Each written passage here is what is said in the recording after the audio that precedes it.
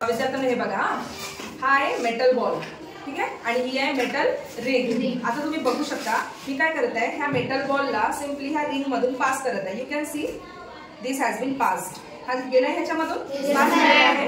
आता बघा मी काय करणार आहे, आता हा मेटल बॉल आहे, याला आता मी करणार आहे हिट. ठीक आहे, आता हिट दिल्यानंतर आपण काय करायचं, याला ह्या रिंग मधून पुन्हा पास करून बघायचं. जरा हे बघा, आपण ह्या मेटल बॉलला हिट देतोय.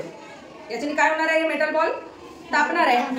तुम्हाला माहिती आहे ना, मेटल्स काय आहेत, गुड कंडक्टर ऑफ हीट, म्हणजे ते काय करणार आहेत, हीटला ऍब्सॉर्ब करणार आहेत, राईट. म्हणजे आता मेटल काय होणार आहे, गरम होणार आहे, उष्णता ऍब्सॉर्ब करणार आहे. ठीक आहे, एकदाचा हा मेटल बॉल गरम झाला म्हणजे आपण काय करूया, त्या मेटल बॉलला नंतर आपण ह्या रिंग मधून पास करण्याचा प्रयत्न करू. तुम्ही पाहू शकता ह्या मेटल बॉलनी बऱ्याचपैकी हीट ऍब्सॉर्ब केलेली आहे. ठीक आहे, आता यानंतर ह्या मेटल बॉलला आपण ह्या रिंग मधून पास करून पाहूया. हे बघा, ह्या ठिकाणी हा रिंग मधून पास झालेला नाही. याच्या अर्थ काय, आधी जेव्हा तो थंड होता तेव्हा इझिली रिंग मधून पास झालेला होता, पण आता मात्र तो रिंग मधून पास झालेला नाही. याचा अर्थ काय, on heating metal expands. On heating metal expands. समजलं सर्वांना?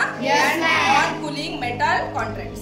मेटल बॉलला मी थंड पाण्यामध्ये घातलेला आहे आणि हा मेटल बॉल आता पूर्णपणे थंड झालेला आहे. आता आपण पाहूया याला पास करून ह्या रिंग मधून. बघा, इझिली हा पास झालेला आहे. याचा अर्थ काय की on heating metal expands and on cooling metal contracts.